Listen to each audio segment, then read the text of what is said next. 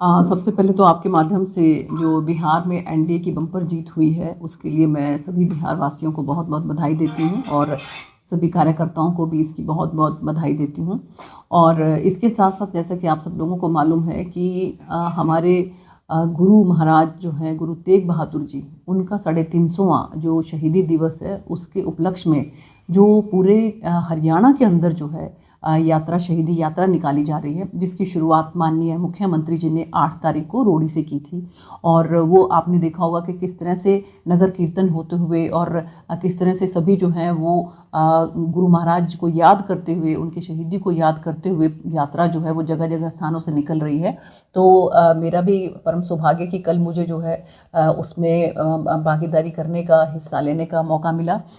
अपने हमारे जो पूर्व के गवर्नर साहब हैं आदरणीय गणेशी लाल जी, उनके निवास स्थान पर वहाँ पर हमने स्वागत किया और यात्रा का। उसके बाद फिर हमने दरियापुर में स्वागत किया, डींग में उसका स्वागत किया। और आज भी जो है हमारी कोशिश रहेगी कि यात्रा जहाँ तक पहुँची, आज फतेहाबाद में जो है वो एंट्री करेगी और वहाँ पर भी हमारी कोशिश रहेगी कि हम वहाँ पर जो है शामिल उसमें हो सकें। और 25 तारीख को माननीय प्रधानमंत्री नरेंद्र मोदी जी आकर कुरुक्षेत्र में इसका समापन करेंगे। आपके माध्यम से मैं सभी से यही कहना चाहूँगी कि गुरु महाराज जी को याद करते हुए हम सब लोग जहाँ कहीं पर भी यात्रा जाती है तो उसके अंदर हम शिरकत करें।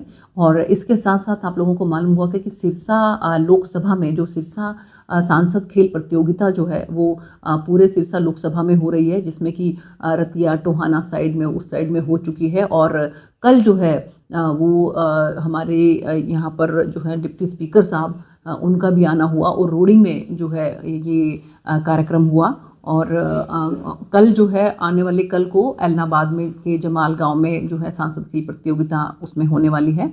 और उसमें जो हमारे राज्यसभा के सांसद सुभाष बराला जी हैं तो वो इसका आयोजन करवा रहे हैं। तो मैं बहुत बहुत इस बात के लिए मुबारकबाद देना चाहती हूँ कि जो माननीय प्रधानमंत्री नरेंद्र मोदी जी की फिट इंडिया जो मूवमेंट है उसको जिस तरीके से हम खेल के माध्यम से पूरे अपने प्रदेश के अंदर, पूरे अपने इलाके के अंदर जो है जितना ज़्यादा हम इसको स्प्रेड कर सकते हैं, जितना ज़्यादा युवाओं के अंदर हम ये भावना पैदा कर सकते हैं, उतना ज़्यादा जो है उनको इस चीज़ का फ़ायदा मिलेगा और हमारे युवा जो हैं वो नशे से दूर रहे होंगे, नशे से दूर रहेंगे। आपने देखा होगा कि माननीय मुख्यमंत्री जी ने लगातार पिछले कई दिनों में सिरसा का दौरा किया है, जिसमें पहले सिरसा में उन्होंने नशे के खिलाफ साइक्लोथॉन किया और उसके बाद फिर उन्होंने डबवाली में मैराथन जो है वो भी किया और भारी संख्या के अंदर युवाओं ने उसके अंदर पार्टिसिपेट किया।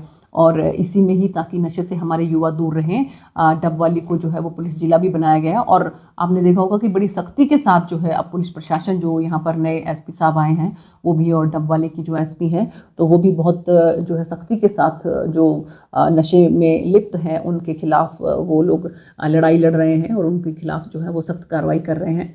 तो आपके माध्यम से मेरा यही कहना है कि और जिस तरीके से बिहार में जो चुनाव हुए और वहाँ पर जिस तरह की जिम्मेवारी पार्टी संगठन ने मेरी लगाई और पूरी मेहनत के साथ, शिद्दत के साथ सभी कार्यकर्ताओं ने, सभी अधिकारियों ने, सभी नेतागणों ने वहाँ पर जो है वो अपनी भागीदारी करके और ये प्रचंड जीत जो मिली है, इसका मैं बहुत बहुत पूरे बिहार वासियों को धन्यवाद भी करती हूँ और उनको बधाई भी देती हूँ। बीच में जो छठ पूजा थी उसमें मेरा वहाँ से बीच में आना हुआ और यहाँ पर छठ पूजा में मैंने देखा कि यहाँ पर जो हमारे स्थायी यहाँ पर बिहार के वासी हैं उन्होंने बहुत अच्छे तरीके से यहाँ पर छठ पूजा का आयोजन किया हुआ था। और उन्होंने मेरे सामने एक मांग रखी थी कि जी हमारा कोई ऐसा अरेंजमेंट यहाँ पर हो जाए कि हम साल में जो छठ पूजा हम मनाते हैं तो परमानेंट कोई इसका स्थायी जो है समाधान निकले। तो यहाँ से जाने के तुरंत बाद माननीय मुख्यमंत्री जी की जो वहाँ पर बिहार में हमने जो कार्यक्रम लगाए थे तो उनमें मेरा उनके साथ लगातार रहना हुआ और मैंने ये बात उनके समक्ष रखी और उन्होंने मुझे विश्वास दिलाया कि आप मेरी तरफ से जो है उनको सबको ये कहिए कि वहाँ पर कोई ना कोई ऐसा ज़रूर, कि वो बल्कि उन्होंने ये कहा कि आप उनसे ही पता करके बताइए कि इसका क्या समाधान हो सकता है, हम उसकी फिजिबिलिटी चेक करके और कोशिश करेंगे कि यहाँ पर छठ पूजा का जो है स्थायी समाधान हो सके। इन सब बातों के लिए मैंने आपको आमंत्रित किया था। बहुत बहुत धन्यवाद। बिहार में मैडम प्रचंड जीत जो है बीजेपी ने हासिल की है, हालांकि अभी जो है शपथ ग्रहण समारोह अगले कुछ दिनों में होगा, लेकिन कांग्रेस द्वारा जीत पर सवाल उठाए जा रहे हैं। उनका कहना है कि उम्मीद के मुताबिक कांग्रेस को वहां रिजल्ट नहीं मिल पाया। देखिए ऐसा है कि उम्मीद अगर आप ऐसी लगा के रखेंगे ये तो मुझे लगता है कि वो धरातल पर, इसका मतलब उन्होंने अपना होमवर्क नहीं किया। हमने वहाँ पर 1 महीने से भी ज़्यादा समय रहकर ये देखा कि किस तरह के से वहाँ पर लोगों के मन में ये भाव था कि माननीय प्रधानमंत्री जी की जो योजनाएं हैं, खासकर जो विकास वहाँ पर हुआ, आप देखिए कि सड़कों का वहाँ जाल बिछा हुआ है। वही बिहार जहाँ पर आप एक जगह से दूसरी जगह पर जाने के लिए आपको कई कई घंटे लग जाते थे, वो सफ़र जो है आप मिनटों में तय हो रहा है। वहाँ पर पटना में भी अगर आप जाकर देखें, गांधी सेतु वहाँ बना है, जेपी सेतु जो है वहाँ पर बना है, अटल पथ वहाँ पर बना है, तो एकदम से कायाकल्प हो गई है अगर आप जाकर देखें। तो उस विकास को ही जो है वो वहाँ की जनता ने वोट किया है। तो ऐसे उसमें कांग्रेस क्या मुँह लेकर जो ये उम्मीद कर रही थी कि उनको वहाँ पर जो है किसी भी तरह का समर्थन जो है वहाँ की जनता देगी। बैक टू बैक कांग्रेस की हर स्टेट में स्थिति क्यों हो रही है? क्योंकि देखिए वो धरातल पर जो है आज जनाधार खो चुके हैं। उनके संगठन को आप अगर देखें तो भारतीय जनता पार्टी के संगठन के आसपास में भी उनका संगठन नहीं है। तो और हम हमारे कार्यकर्ताओं का जो उत्साह है, आप ये देखिए कि मेरे पास इतने फ़ोन आते थे कि हमें भी आप प्लीज़ बुलाइए, हम भी बिहार में जो है वो मेहनत करना चाहते हैं, काम करना चाहते हैं संगठन के लिए। तो ये एक कार्यकर्ता के अंदर, खुद के अंदर ये जज्बा कि हमें संगठन के लिए काम करना है। और वहाँ पर जो है वो आपने देखा होगा कि ज़बरदस्ती होती है वहाँ पर। पहली बात तो कितने समय से जो है उनका संगठन ही तैयार नहीं हुआ, तो और अभी तक हुआ भी है तो आपको कहीं धरातल पर वो नज़र नहीं आएगा। तो ये जो है ना, संगठन ही किसी भी पार्टी का जो सबसे बड़ी ताकत होती है वो उसका संगठन होता है।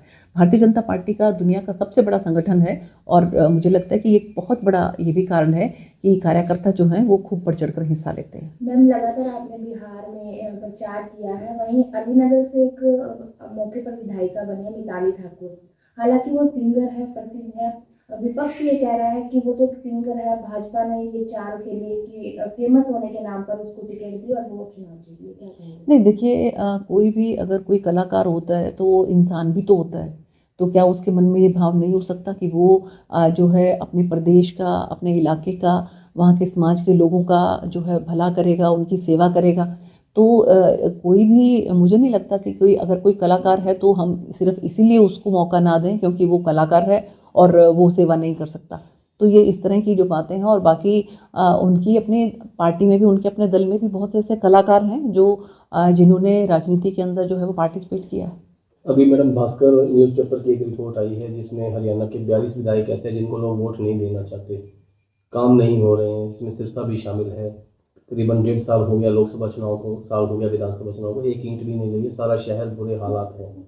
देखिए, सिरसा के जो भी हालात हैं उसके बारे में मैंने माननीय मुख्यमंत्री जी को जो है वो अवगत कराया है। और आने वाले समय में भी मैं एक बार फिर से जो है माननीय मुख्यमंत्री जी के पास स्पेशल सिरसा के जो भी समस्याएं हैं उनको लेकर, उनसे मिलकर उनकी पूरी समस्या उनके बारे में मैं ये सारी जानकारी उनको दूंगी। और मुझे पूरी उम्मीद है कि जिस तरह से आप ये देखिए कि कितने समय से हमारा जो मेडिकल कॉलेज का काम रुका पड़ा था, लेकिन आप देखिए आप कितनी तीव्र गति के साथ जो है मेडिकल कॉलेज का काम चल रहा है। तो माननीय मुख्यमंत्री जी की नॉलेज में जैसे जैसे भी जो बात आती है तो उसका समाधान ज़रूर निकलता है। तो मैं आपको विश्वास दिलाती हूँ कि जो भी अभी प्रेजेंट के जो भी हालात हैं उन पूरी हालात से जो है माननीय मुख्यमंत्री जी को अवगत करवाया जाएगा। बिहार चुनाव से ठीक पहले राहुल गांधी जी द्वारा एक वोट चोर अभियान चलाया गया जिसमें आरोप लगाया गया कि हरियाणा विधानसभा चुनाव में 25 लाख जो वोट हैं वो चोरी हुए, जिसकी बदौलत बीजेपी हरियाणा में तीसरी बार सरकार बनाने में कामयाब हो गई। अब बिहार चुनाव संपन्न हो चुका है, तो अब ऐसे में 21 तारीख को कांग्रेस की जो सांसद हैं कुमारी शैलजा, उनके नेतृत्व में सिरसा में प्रदर्शन किया जा रहा है, जन आक्रोश आंदोलन किया जा रहा है। देखिए, ऐसा है कि चुनाव आयोग जो है वो अपने आप में एक इंडिपेंडेंट अथॉरिटी है। उन्होंने जो भी अपनी बातें रखी हैं, चुनाव आयोग ने उसका बिल्कुल प्रेस कॉन्फ्रेंस करके पूरा उसका जवाब दिया है। और फिर भी अगर उनकी कोई बात है तो उनको चुनाव आयोग के सामने रखना चाहिए। चुनाव आयोग जो है वो इसी काम के लिए है। उनकी जो भी बात होगी उसका ठीक तरीके से जो है चुनाव आयोग जवाब देगा, क्योंकि चुनाव आयोग ही इस चीज़ के लिए अकाउंटेबल है। चुनाव आयोग ही इसका जवाब देगा। वोट चोरी के लगातार आरोप लग रहे हैं। देखिए, इसको बोलते हैं कि नाच ना जाने आंगन टेढ़ा। जब आप धरातल पर अपना जनाधार खो चुके हो तो आप इस तरह के एक्सक्यूजेस ढूंढते हो कि आप क्या क्या कहकर आप जनता के बीच में जाएंगे। तो आप कोई ना कोई इस तरह की टेक्निकल इश्यूज लेकर आते हो ताकि जनता को आप गुमराह कर सको, लेकिन जनता गुमराह होने वाली नहीं है। जनता इस बात को समझती है, जनता ने समर्थन दिया है। जनता ने जो है भरपूर प्यार जो है वो भारतीय जनता पार्टी को दिया है, एनडीए को दिया है, माननीय प्रधानमंत्री जी की नीतियों में विश्वास रखा है। तो इस तरह की बातों से जनता गुमराह होने वाली नहीं है। दिल्ली के लाल किला में पिछले दिनों कार में ब्लास्ट हुआ जिसके तार जो हैं हरियाणा के नूर से जुड़े हुए दिखाई दे रहे हैं, क्या कहना आपका? उसमें पूरी जांच जो है वो चल रही है और आपने देखा होगा कि खुद गृह मंत्री अमित भाई शाह जी जो हैं वो कल और परसों 2 दिन लगातार जो है वो फरीदाबाद में रहे और वहाँ पर उन्होंने आसपास के जो पूरे उत्तर परिषद की जो है उसकी बैठक ली और आसपास के सभी मुख्यमंत्री और जो उनके चीफ सेक्रेटरीज़ हैं और जो उनके डीजीपीज़ हैं उन सब की मीटिंग उन्होंने वहाँ पर ली और जो है जो भी इसके अंदर लिप्त पाया जाएगा उन्होंने स्पष्ट रूप से गृह मंत्री जी ने ये कहा कि किसी भी कीमत पर उसको बख्शा नहीं जाएगा। और आपने देखा होगा कि धड़ाधड़ उसके बाद जो है गिरफ्तारियां भी हो रही हैं और उसके बाद जो है बहुत से जो तार कहाँ कहाँ से इसके जुड़े हुए हैं उस सब के बारे में जो है वो पूरी जांच चल रही है, पूरी छानबीन चल रही है। हमारे रहते आप बेरोजगार क्यों हैं? सरकारी नौकरी की सबसे अच्छी तैयारी, सबसे अच्छे अध्यापक, सबसे कम फीस, हरियाणा का नंबर 1 कोचिंग सेंटर ICS